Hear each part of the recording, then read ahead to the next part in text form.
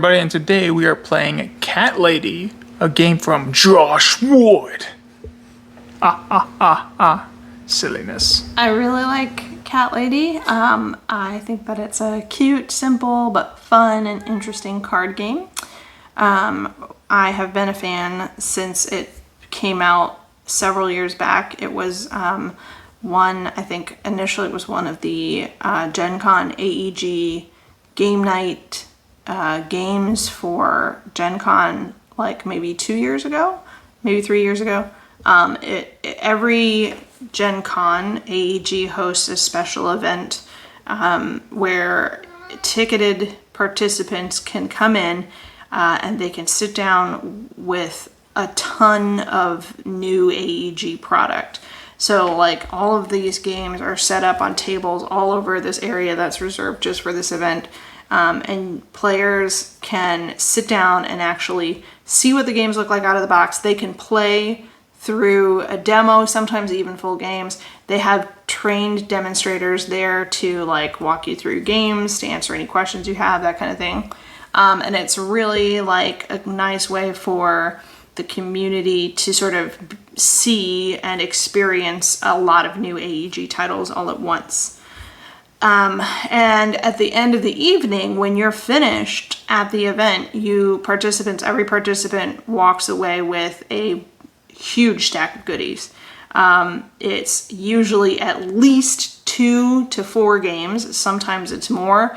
And a lot of times there's also like promotional items or extra freebies that get thrown in here and there. And AEG really brings out like full stop. So a lot of their designers are actually there on site, and you can meet them, photo ops, have them sign their games for you if you want, play their games with them. You can ask them questions about their games or just chat with them about the development or like the next expansion that you're looking forward to or whatever. Or suggestion for the next expansion. They love to hear that. So it's a really neat event. Especially for fans of AEG titles. Like if you're just consistently a fan of stuff that AEG puts out, it would definitely be an event that I recommend once in-person conventions are a thing again, because it really is neat. You get to walk into this sort of VIP area and you're just like completely submerged in all of the new AEG stuff or the upcoming AEG stuff.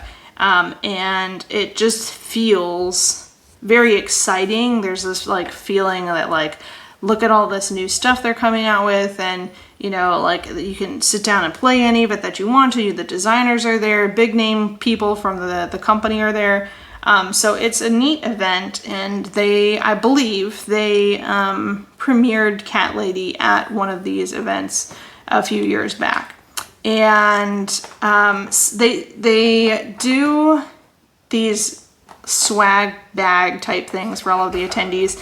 And in those swag bags are exclusive games that are introduced usually for the first time at Big Game Night. And this was one of the ones that was in the box that year. And to my mind, this is the best game they've ever had in their swag bags for Big Game Night. So we had a copy of the regular base game. When the premium edition came out, we upgraded to that. And Box of Treats has been out for just a little while now, but it was one of the ones that I had put on order with the shop that we just recently went down to see, Blue Ox Games. There's a video that we did of that trip, and you should check it out. Nick will put it one of the cards in the corner somewhere. So we went down and picked up a bunch of stuff from there, including the Cat Lady Box of Treats expansion. This is our first time breaking it out and checking it out. I'm excited to see what the expansion content brings to the game. There are a whole new stack of Stray Cat cards. There are some cards to play with if you want to play like a solo game. There are some like sort of autonoma cards that you can play with, which is cool. It is very cool. And then if you're playing with 3 or more players, they also have, there's more in the box, but I'm only going to show you a few. They also have, if you're playing with 3 or more players, they also have these shared goals. So these would be divvied up at the beginning of the game, and you would have a shared goal between you and the player, I believe it's to your right. So if it were me and another player here, then we would both be attempting to complete this shared goal, and if we could do it, then we would get some additional points at the end of the game. We are instructed not to use these in a 2-player game though, so we're going to put those back in the box. And there are new cards. Only one of them is in the grid right now. It's this treats card. The treats card lets you get a treat token. Whoops. A treat token. And a treat token can be used to fully feed a cat instead of all the food that it normally requires. And there's a few other cards in here, but there's not too many things that are going to shake it up too much, I don't think. I think it's going to be like the right amount of new content without totally destroying what I like about the existing game. So, would you like me to tell you about how to play Cat Lady? Sure. Okay, so Cat Lady is a pretty simple game. In it, we are attempting to be the best cat ladies we can possibly be. If you know anything about cats, you know that there's a lot of ways that you can treat your cats. Sometimes you might put them in costumes, for example. Sometimes you may provide them with toys that they would like to play on or with.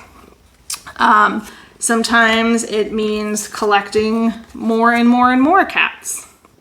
And always, as a good rule of being in charge of any living thing, it means feeding them.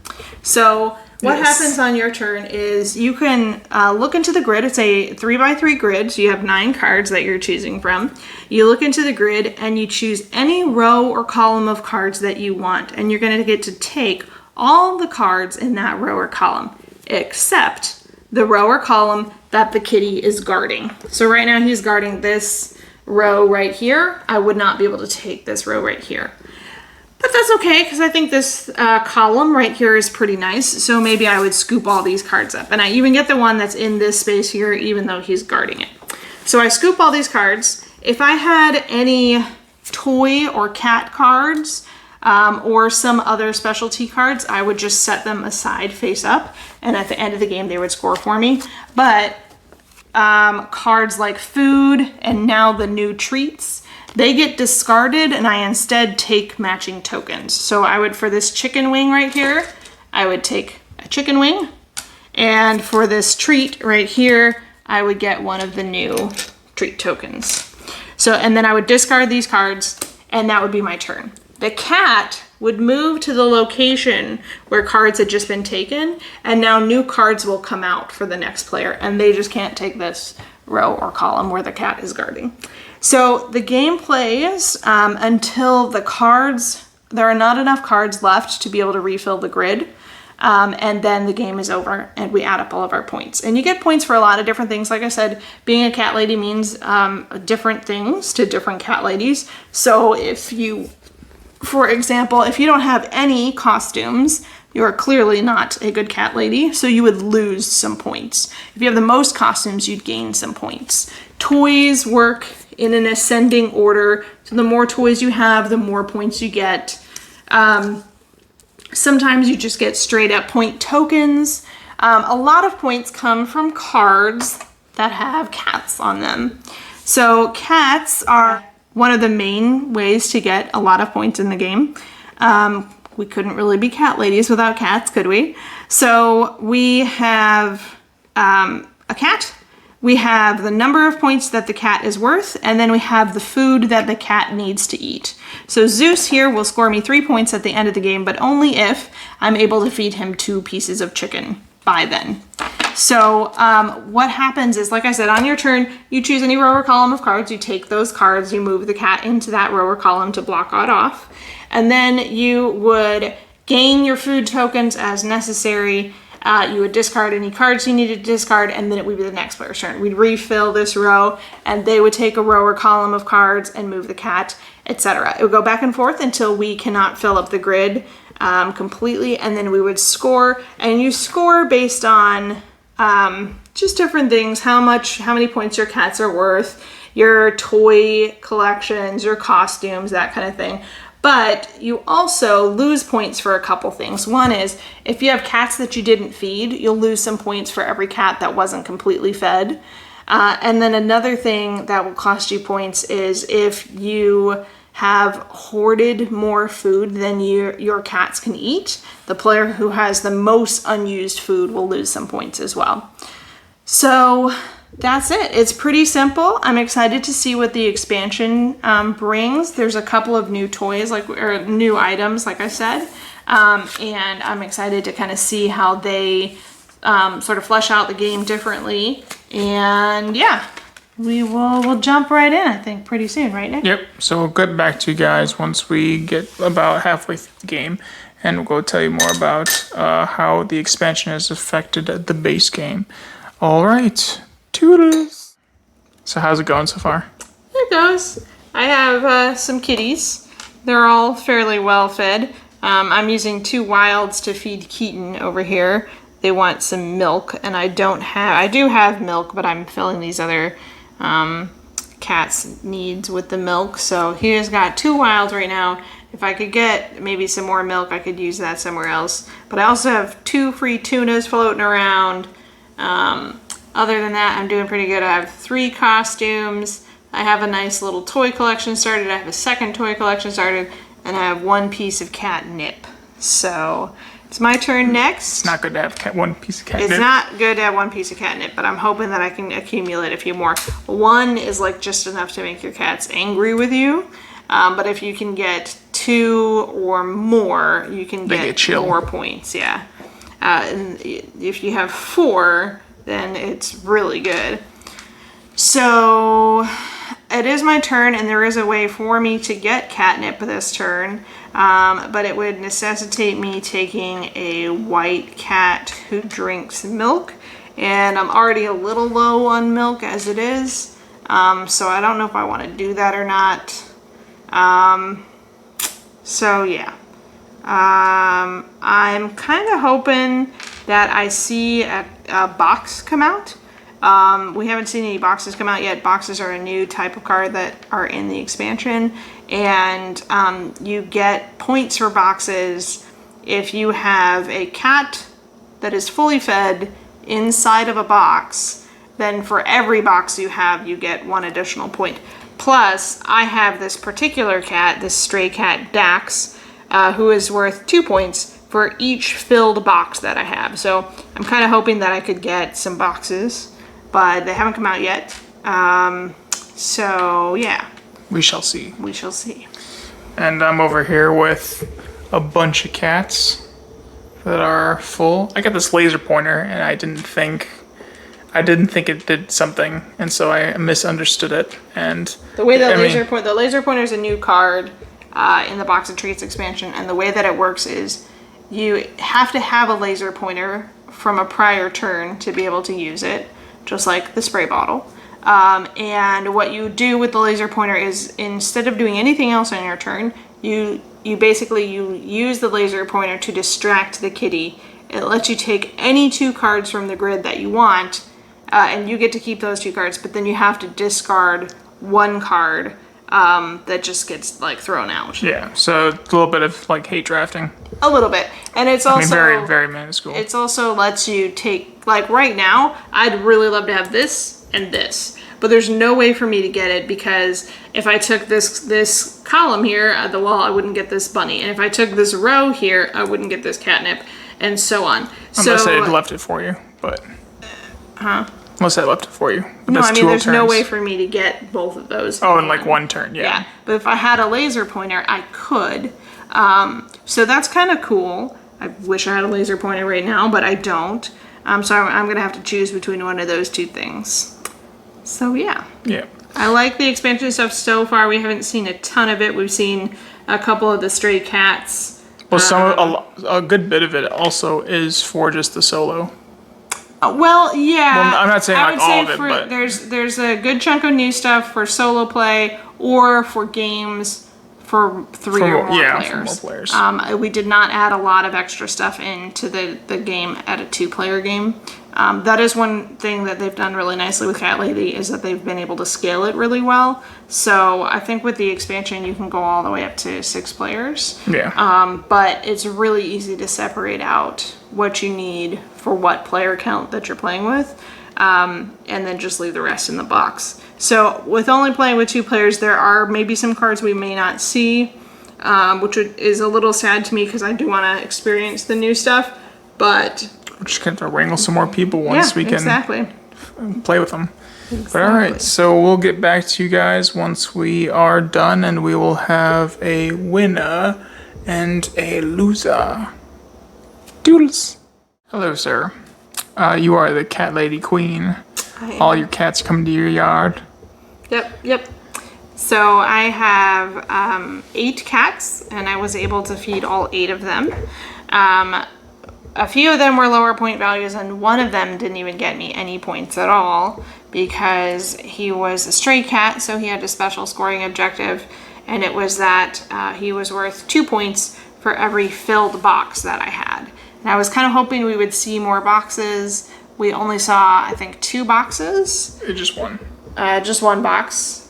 And couldn't even use that one. yeah, so I didn't get any boxes for my kitties, but even so, I was still able to feed all my kitties, and I had more cats in general than Nick did. I think he had a few that were worth more than some of mine, but in the end I did have 2 6-point cats, and then, like I said, overall I just had more cats than him. He beat me out on the costumes, though. He had 4 costumes and I only had 3. I got him on the catnip. We each had 2 catnips. Well, I had 3 catnips, but it was still the same points as someone had 2. Yeah. So if you have 2 or 3 catnips, you get 1 extra point each for each fed cat that you have. Because I had more fed cats than Nick, I got a couple extra points out of that. And yeah, that was the game. So, 34-41. What did you think of Box of Treats, Nick? I think I like it. It's a nice addition. I do think it will probably come out more when there is more players to it. So it kind of, entices you to get people together, and it's like when that time is available, and get people, because definitely when we were able to play with more people, this is a game I do want to bring out because I think it's going to change and going to be more interesting, especially with the boxes. The boxes should be fun. Yeah, I think the boxes are going to be really cool too. Yeah. But I agree. I think you need more people. We did take out quite a bit of cards because it's a 2-player game, so you're instructed to take out certain cards based on the player count. I would be interested to play the solo variant though, because it seems like there's a lot of cool things that were added for that. And it's neat that they included that because they absolutely didn't have to, obviously, but it's nice that it's there. So yeah. It's it's also a plus to have like the upgraded bits from the deluxe, and I do wish with these are screen printed custom shaped tokens. Yeah. So like they had look, this is the tuna, and they had milk, and they had some little hearts as well. And they look great. Like the shape is great. They're like, big chunk of wood, so that's cool. The screen print looks good, but I do wish that they would have screen printed both sides. It's a super minor complaint. It's not that big of a deal at all. It's not like because there's nothing printed on the side, I don't have any idea what this is, right? Like they do each have a unique shape, a unique color, so you always know what the pieces are, whether you can see the screen printed side or not. I just feel like it looks half finished to have the screen print only on one side instead of both. So I wish they would have screen printed it on both, and it was actually a huge pet peeve of mine when the deluxe edition or the premium edition was initially released. I've kind of gotten over it a little bit since then, but I do wish they would have done that. Other than that though, and the tin. I don't think you should ever, as a game publisher, put your game in a tin. Just stop doing that, please. We beg of you. And that's just my opinion, right? There are some people out there who think tins are really cool, but I'm just not one of them. I have a lot of problems with putting games in tins for a lot of a lot of reasons that I believe to be legitimate, right? I move my collection around sometimes. I take it to shows or conventions with me, or to people's houses or meetups. Not right now, obviously, but usually we are like in transit with our collection at some point, and tins just don't travel well, and they don't protect your games while you're traveling, and they're frustrating And they don't pack try well. to take care of. They don't pack well. They don't sit on a shelf well. There's just very little about tins that is pleasant. Yeah. So I was actually going to, like I said at the beginning of this video, we actually had the boxed version, the non-premium version of Cat Lady. Then we upgraded to the premium version. When we upgraded to the premium version, I was really torn about whether or not to keep the cardboard box from the regular game and just swap out all the contents of the regular box with the contents of the premium edition tin, because I didn't really want the tin, I wanted the box, but I wanted all the premium components. We ended up not doing that. We ended up trading away our regular version of the game in the box, and we kept the Cat Lady in the tin. However, since Box of Treats has come out, we've put everything into Box of Treats and ditched the tin. Yep. And I'm pleased with that. So, Yeah. And also, what they did in this game that they should do in some other games, Mystic Vale, is you see at that bottom left-hand corner where there's that little star, that is a set symbol. Oh my goodness, there was a set symbol. kind of shocked. AEG doesn't do set symbols, and Could you just there imagine are a couple if of their games where a set symbol would be incredibly helpful and useful. cough, cough, Mystic Vale, cough, cough. One of my pet peeves about Mystic Vale, I really like the concept of Mystic Vale, and I want to play it more, but I have so much of the content for Mystic Vale, and there is no set symbols on any of the cards. There's no way to easily, quickly discern which cards are from which set. So it takes flipping forever to set up any game of Mystic Vale that you want to play, because you have to go and find particular cards out of the hundreds of cards that I have for the game. You have to sit there and find particular ones just by the title of the card. So you got to sit there and look at every single card's title and pull out the ones that you want to play with for that particular game, unless you're willing to just sort of hodgepodge it all together. And I really feel like the game loses some of its development if you just hodgepodge it all in there, because every single expansion is designed and made to show new ways that the cards can interact with each other and new ways for you to interact with the game. But if you just throw all that in there together, it's going to wash out, and you're not going to be able to pick up on those sort of like chaining events that you can get going, or like the synergies that you can build, or that kind of thing. So really, the ideal way to play Mystic Vale is by adding select expansions together, or by playing only with one particular expansion. And because there are no set symbols on the card, it's just a waste of, it's so much time. It's so much time to find those cards that you want to play with. And I was telling Nick the other day, we were organizing our game room, and I actually said, I'm pretty sure that I'm not the kind of person who like goes for updated editions or anything like once I have a game, it's on my shelf. I really like the new Camel Up. It looks really cool, but we have the old one, and I don't feel a need to replace it, right? So like I usually don't replace my games with like better or newer editions, but I said if they reprinted Mystic Vale and the only thing that was different about it was that there were set symbols on the cards, I would rebuy everything I've ever bought for Mystic Vale, which is everything. I have everything for Mystic Vale, and I would rebuy all of it just to have set symbols on it. Oof. Which is, it's hundreds of dollars. It's hundreds of like cards to reorganize, to, set up again, stuff like that. But I just feel like at this point, with so much content for Mystic Vale, it's very inaccessible for me to just quickly set up and play through a game. I just don't feel like I can do that. And it really robs me of the joy and the ease of playing Mystic Vale. So I know I've gotten off on a tangent, but I personally really feel like set symbols could have made actual real difference for the replayability and like my enjoyment of playing Mystic Vale. And they just didn't decide to put set symbols on anything in the game.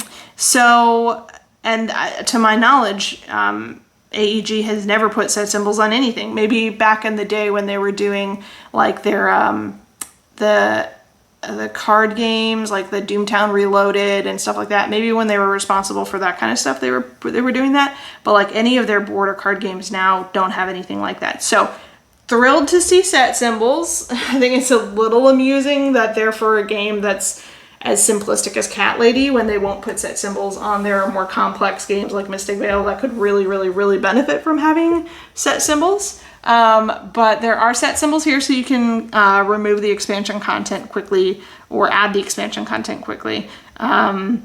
So yeah, I think the expansion is good. I don't think it does much for a 2-player game, though. We really didn't see a lot of different stuff in The this treats game. were a nice idea, because there's some times where you get too many cats and you're like, oh, I can't feed them. But the treats allow you to, so you'll play one of these treats on your cat, and then your cat, instead of whatever point it is, it'll just become 1 point. Yeah, But then but that it's one fully treat fed will with just be the fully one, fed, yeah. so you don't get any kind of like negative effects from not. feeding the cat. So I do think that's cool. I wish we would have seen more boxes. The boxes seemed like a really fun strategy, but in a 2-player game, there was only 1 box. And I don't think, honestly, there weren't like a ton of boxes in the game, no matter what the player count. Yeah. But I do wish there would have been more boxes. That seemed like a fun thing to try to pursue. But unfortunately, we only just saw the 1, and it was pretty much at the very end of the game. So I believe I did have a cat that could have gotten into the box. But by that point, it was kind of like, well, it's a little too late to really care about this. So I wish there would have been more boxes in the 2-player game. But overall, there's some fun little stuff in the expansion, I think, and I'm curious to see how it plays at a higher player count. I think that'll be a little bit better, not just because you'll see more cards, but also because they have those goals that players can share. And then I may or may not ever play the solo version. I've gotten a little bit more into solo gaming. But I usually don't play solo games, so I may or may not ever explore the solo content. But it's cool that it's in there. So, All right, well, that was Cat Lady, the box of treats. And so, yeah, we enjoyed it, and we hope you guys that have this game enjoyed as well. And we will see you guys next time on our next board game vlog. Doodles!